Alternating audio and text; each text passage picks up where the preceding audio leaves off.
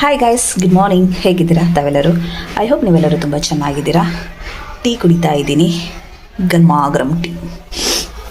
ಹಾಗೆ ಇವತ್ತು rose ceremony ಇದೆ ಪಕ್ಕದ ಮನೆಯಲ್ಲಿ. ಸಾಂಬಾರು ಕೊಡಲಿಕ್ಕೆ ಸ್ಟಾರ್ಟ್ ಮಾಡ್ತಾರೆ.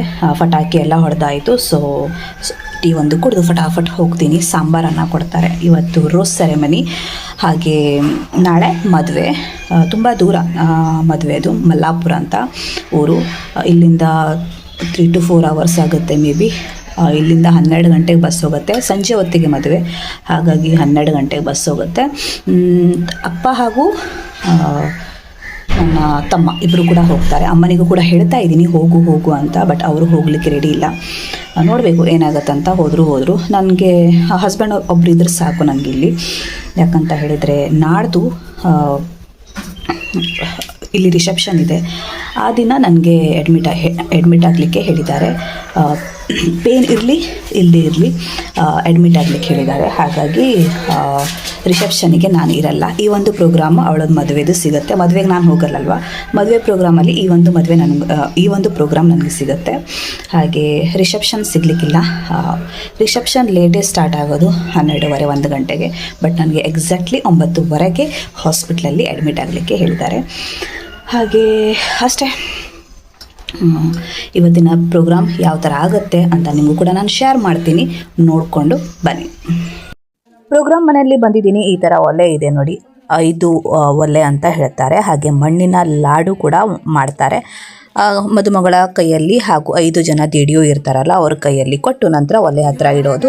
ನಂತರ ಸಾಂಬಾರಿಗೆ ಏನೇನು ಐಟಮ್ಸ್ ಎಲ್ಲ ಬೇಕು ನೋಡಿ, ಅವೆಲ್ಲ ಐಟಮ್ಸನ್ನು ಈ ಥರ ಒಂದು ಸುಪ್ಲಿಯಲ್ಲಿ ಹಾಕ್ತಾರೆ. ನಂತರ ಎಲ್ಲರಿಗೂ ಕೂಡ ಸ್ವಲ್ಪ ಕೊಡೋದು. ಮದುಮಗಳಿಗೆ ಹಾಗೂ 5 ದೇಡಿಯೋ ಅಂತ ಹೇಳ್ತಾರೆ.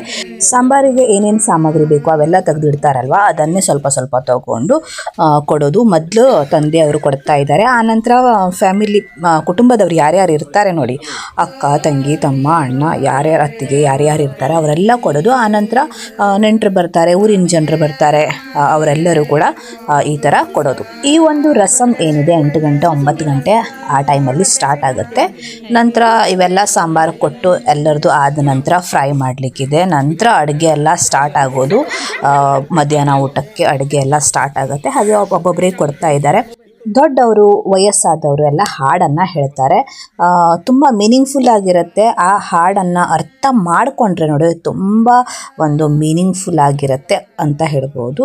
ನೀವು ಕೂಡ ಕೇಳಿ, ಸರಿಯಾಗಿ ಅರ್ಥ ಮಾಡ್ಕೊಳ್ಬೇಕು. ಇದು ಕೊಂಕಣಿಯಲ್ಲಿದೆ ಅಷ್ಟೇ, ಕನ್ನಡದಲ್ಲಿ ಇಲ್ಲ.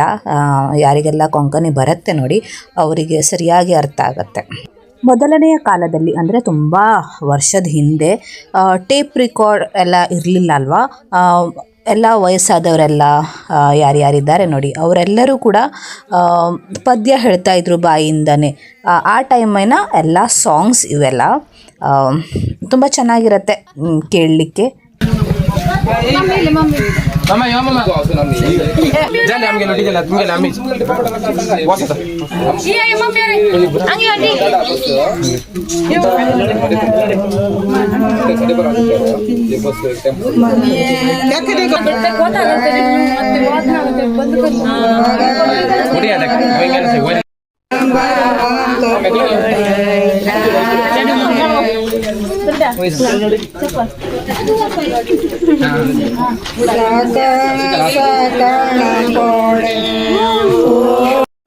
ಒಲೆ ನೋಡ್ಲಿಕ್ಕೆ ಚಂದ ಅಲ್ವಾ, ಸೆಗಣಿ ಎಲ್ಲ ಸಾರಿಸಿದ್ದಾರೆ. ಹಾಗಾಗಿ ನೋಡಲಿಕ್ಕೆ ತುಂಬ ಖುಷಿ ಆಗುತ್ತೆ ನೋಡಲಿಕ್ಕೆ. ಹಾಗೆ ಎಲ್ಲರೂ ಕೂಡ ಸಾಂಬಾರು ಕೊಟ್ಟಿದ್ದಾರೆ, ನಾನು ಕೂಡ ಕೊಟ್ಟು ಆಯಿತು. ಹಾಗೆ ತುಂಬ ಜನರು ನಿಂತ್ಕೊಂಡಿದ್ದಾರೆ ಇಲ್ಲಿ ಪದ್ಯ ಎಲ್ಲ ಹೇಳ್ತಾ. ಹಾಗೆ ಆಲ್ಮೋಸ್ಟ್ ಎಲ್ಲರದ್ದು ಕೂಡ ಕಂಪ್ಲೀಟ್ ಆಯಿತು. ಹಾಗೆ ಒಲೆ ಮೇಲೆ ಒಂದು ಬಾಣಲಿಯನ್ನು ಇಟ್ಟಿದ್ದಾರೆ. ಎಲ್ಲ ಸಾಂಬಾರು ಮಸಾಲ ಏನಿದೆ ಅವೆಲ್ಲ ಅದರಲ್ಲಿ ಹಾಕಿದ್ರಾಯಿತು. ಫಸ್ಟ್ ಮದುಮಗಳನ್ನು ಹಾಕ್ತಾಳೆ, ಆ ನಂತರ ದೇಡಿಯೋ ಇದ್ದಾರಲ್ವ 5 ಜನ ಅವ್ರಿಗೆ ಹಾಕ್ತಾರೆ. ನಂತರ ಚೆನ್ನಾಗಿ ಫ್ರೈ ಮಾಡಿ ನಂತರ ಪುಡಿ ಮಾಡಿ ಇವತ್ತಿನ ಅಡುಗೆಗೆ ಬಳಸ್ಕೊಳ್ಳೋದು. ನಂತರ ಎಕ್ಸ್ಟ್ರಾ ಮಸಾಲ ಮಾಡ್ಕೊಳ್ಬೋದು, ಹಾಗೇನಿಲ್ಲ. 5 ಈ ಥರ ಕ್ರಾಸ್ ತೆಗೆದು ಹಾಕ್ತಾರೆ. ಅದರ ರೀಸನ್ ನನಗೆ ಗೊತ್ತಿಲ್ಲ. ಹಾಗೆ ಎಲ್ಲರೂ ಕೂಡ ಈ ಥರ ಡೈರೆಕ್ಟಾಗಿ ಹಾಕೋದು. ಮದುಮಗಳು ಮಾತ್ರ 5 ಕ್ರಾಸ್ ತೆಗೆದು ಅದರ ಬಾಣಲಿಯಲ್ಲಿ ಹಾಕೋದು. ಬಾಕಿ ಜನ ಎಲ್ಲ ಡೈರೆಕ್ಟಾಗಿ ಹಾಕಿದರೆ ಆಯಿತು. ನಂತರ ಚೆನ್ನಾಗಿ ಫ್ರೈ ಮಾಡ್ಕೊಳ್ಬೇಕು. ಸ್ಟೇಜ್ ಡೆಕೋರೇಷನ್ ಏನಿದೆ ಈ ಥರ ಇದೆ. ತುಂಬಾ ಅಂದರೆ ತುಂಬಾ ಸೂಪರ್ ಆಗಿದೆ. ರೋಸ್ ಸೆರೆಮನಿ ಆಫ್ ಜೆಸಿಕಾ ಅಂತ, ಮದುಮಗಳ ಹೆಸರು ಜೆಸಿಕಾ. ಹಾಗೆ ತುಂಬ ಅಂದರೆ ತುಂಬ ಇಷ್ಟ ಆಯಿತು. ಲೈಟಿಂಗ್ಸ್ ಫೋಕಸ್ ಆಗಲಿ ತುಂಬ ಚೆನ್ನಾಗಾಗಿದೆ. ಡೆಕೋರೇಷನ್ ತುಂಬ ಅಂದರೆ ತುಂಬ ಚೆನ್ನಾಗಾಗಿದೆ. ನಿಮ್ಗೆ ಹೇಗೆ ಅನಿಸ್ತು ಅಂತ ಹೇಳಿ. ಹಾಗೆ ನೆಕ್ಸ್ಟ್ ನೋಡುವ ಯಾರಿಗಾರಿಗೆ ಏನೇನು ಮಾಡ್ತಾ ಇದ್ದಾರೆ ಅಂತ. ಹಾಗೆ ಎಲ್ಲರೂ ಕೂಡ ಅಡುಗೆಗೋಸ್ಕರ ಕಾಯನ್ನು ತುರಿತಾ ಇದ್ದಾರೆ. ಎಲ್ಲ ಅವರವರ ಕೆಲಸದಲ್ಲಿ ಬ್ಯುಸಿ ಇದ್ದಾರೆ. ಹಾಗೆ ಇವರು ಅಡುಗೆ ಮಾಡುವವರು ಇವತ್ತಿನ ದಿನ. ನಮ್ಮೂರದವರೇ, ನೋಡಬೇಕು ಇವತ್ತಿನ ಅಡುಗೆ ಯಾವ ಥರ ಆಗುತ್ತೆ ಅಂತ. ಟೈಮ್ ಟು ಟೈಮ್ ಅಡುಗೆ ಆಗಬೇಕಲ್ವಾ, ಸೊ ಅವರು ಬ್ಯುಸಿ ಫುಲ್ ಅಡುಗೆ ತಯಾರಿ ನಡೀತಾ ಇದೆ. ವಿಡಿಯೋ ಸ್ವಲ್ಪ ತೆಗೆದಿದ್ದೀನಿ. ಹಾಗೆ ಮನೆಗೆ ಹೋಗ್ತಾ ಇದ್ದೀನಿ. ಇವರು ಹೊನ್ನಾವರ ಹೋಗಿದ್ದಾರೆ, ನನ್ನ ಹಸ್ಬೆಂಡ್ ಹಾಗೂ ತಮ್ಮ ಬ್ರೇಕ್ಫಾಸ್ಟ್ ಮಾಡಲಿಕ್ಕಂತೆ ಬಂದಿದ್ದಾರೆ. ಇಲ್ಲ ಗೊತ್ತಿಲ್ಲ, ನಾವಿಲ್ಲೇ ಮಾಡ್ತೀವಿ ಬ್ರೇಕ್ಫಾಸ್ಟ್. ಖರ್ಜೂರ ತಿಂತಾ ಇದ್ದೀನಿ. ಹಾಗೆ ಪೇರ್ಲೆ ಹಣ್ಣು ಕಾಯಿ ಇದೆ, ಕಟ್ ಮಾಡಬೇಕು. ಒಬ್ಬಳ ಹತ್ರನೇ ತಿನ್ಲಿಕ್ಕೆ ಆಗೋದಿಲ್ಲ, ಎಲ್ಲರಿಗೂ ಸ್ವಲ್ಪ ಸ್ವಲ್ಪ ಸ್ವಲ್ಪ ಕೊಡೋದು. ಗಟ್ಟಿ ಅಂದ್ಕೊಂಡು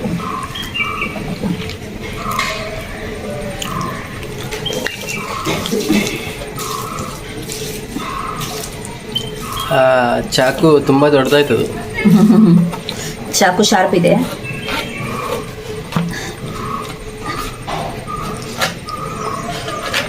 ಹಬ್ಬ ತಿಂತೀನಿ, ನಂತರ ಸಿಗ್ತೀನಿ. ಪ್ರೋಗ್ರಾಮ್ ಏನಿದೆ ಮತ್ತೆ ಸ್ಟಾರ್ಟ್ ಆಗಿದೆ. Rose ceremony.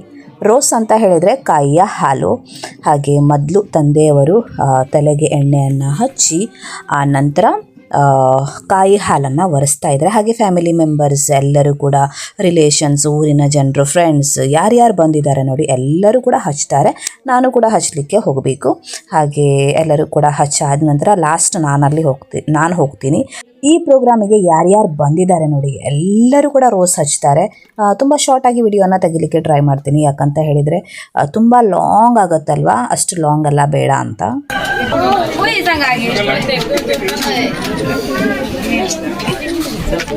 ಒಂದು ಸ್ವಲ್ಪ ಈ ಕಡೆ ಸರ. ಎಸ್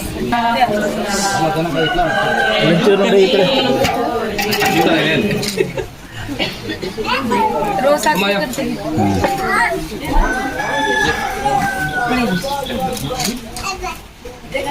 ಅದೊಂದು ಸರಿ ನೋಡಿ.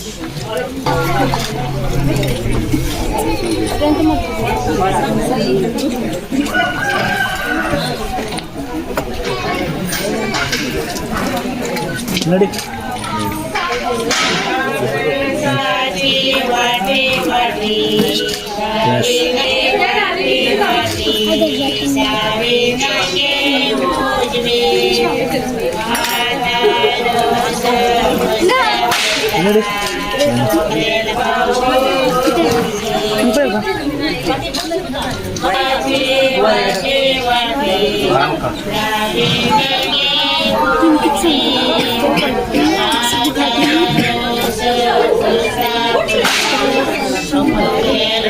ನೋಡಿ.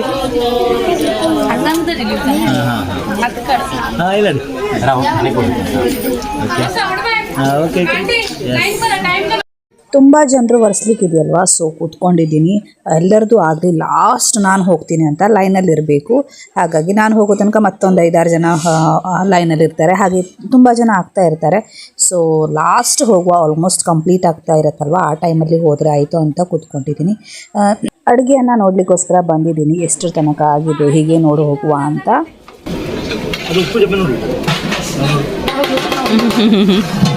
ಫಸ್ಟ್ अनेक है ना चूल्हा.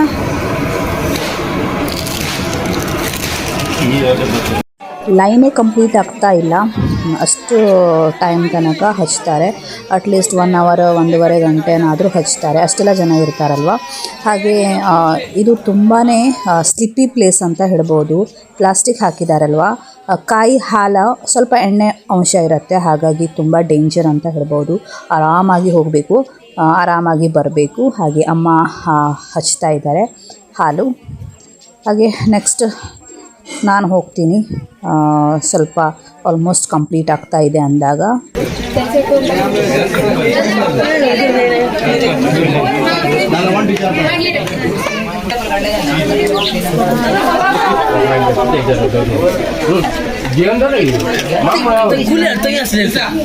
तुम्ही लास्ट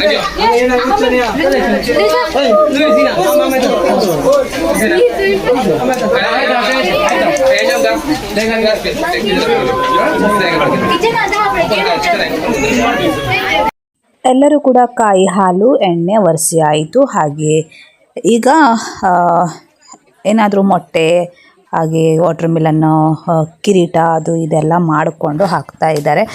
ಫ್ಯಾಮಿಲಿ, ಫ್ರೆಂಡ್ಸ್, ಕಸಿನ್ಸ್ ಎಲ್ಲ.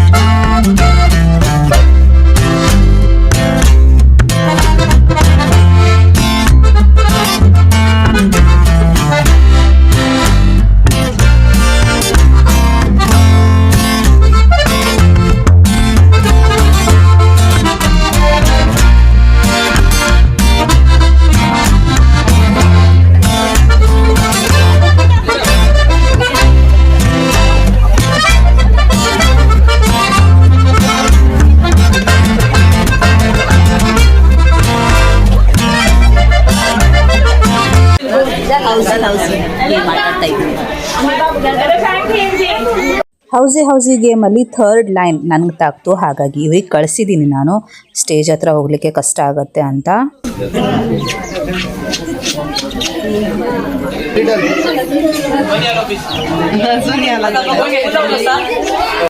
ಫುಲ್ ಹೌಸಿ ಗೇಮ್ ಆದ ನಂತರ ಅವಳು ಸ್ನಾನ ಮಾಡಿಕೊಂಡು ಬಂದಳು. ಸೀರೆಯನ್ನು ಉಟ್ಕೊಂಡು ಬಂದಿದ್ದಾಳೆ. ತುಂಬ ಸೂಪರಾಗಿ ಕಾಣಿಸ್ತಾ ಇದ್ಲು. ಆ ಸೀರೆ ಅವಳಿಗೆ ಸರಿಯಾಗಿ ಮ್ಯಾಚ್ ಆಗ್ತಾ ಇತ್ತು. ಮಾತ್ರ ತುಂಬ ಕ್ಯೂಟಾಗಿ ಕಾಣಿಸ್ತಾ ಇದ್ಲು ಮದುಮಗಳು. ಹಾಗೆ ಎಲ್ಲರೂ ಕೂಡ ಬ್ಲೆಸ್ಸಿಂಗನ್ನು ಮಾಡ್ತಾ ಇದ್ದಾರೆ. ನಂತರ ಗಿಫ್ಟ್ ಕೊಡೋ ಟೈಮ್. ಹೌಸಿ ತಾಕ್ತು ಅಂತ ಅವ್ರಿಗೆ ನಾನು ಕಳಿಸಿದ್ದೆ, ಬಟ್ ಗಿಫ್ಟ್ ತರಲಿಕ್ಕಂತೂ ನಾನೇ ಹೋಗಿದ್ದೆ. ಅದು ಒಂದು ಖುಷಿ ಅಲ್ವಾ, ನಮಗೂ ತಾಗಿದೆ ಅಂದಮೇಲೆ ಹೋಗಲಿಕ್ಕೆ.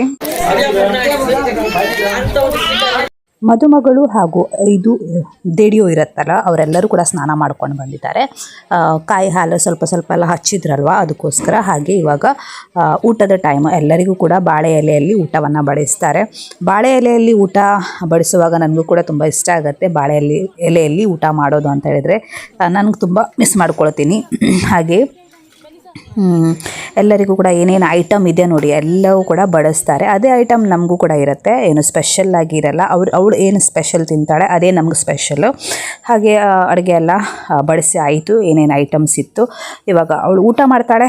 ಹಾಗೆ ಫಸ್ಟ್ ಅವಳಿಗೆ ಬಡಿಸ್ಕೊಡೋದು, ಆನಂತರ ನಾವು ಊಟ ಮಾಡೋದು.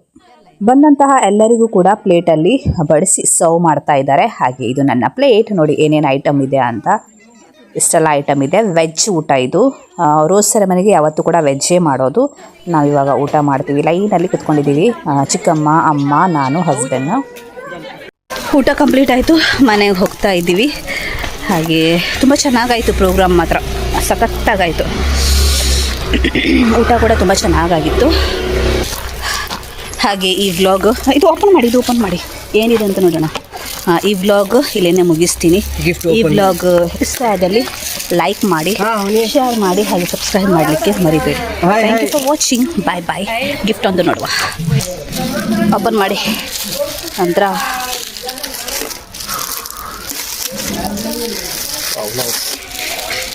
ಚೆನ್ನಾಗಿದೆ ಅಲ್ಲ, ಗ್ರೀನ್. ಈ ಥರ ಒಂದು ಗಿಫ್ಟ್ ಸಿಕ್ಕಿದೆ ನನಗೆ ಸಿಕ್ಕದ್ದು. ಇವರು ಚೀಟಿಯನ್ನು ಕೊಡ್ಲಿಕ್ಕೆ ಹೋಗಿದ್ರು, ನಾನು ಮತ್ತೆ ಹಾಂ. ಹಾಗೆ ಬಾಯ್ ಗೈಸ್.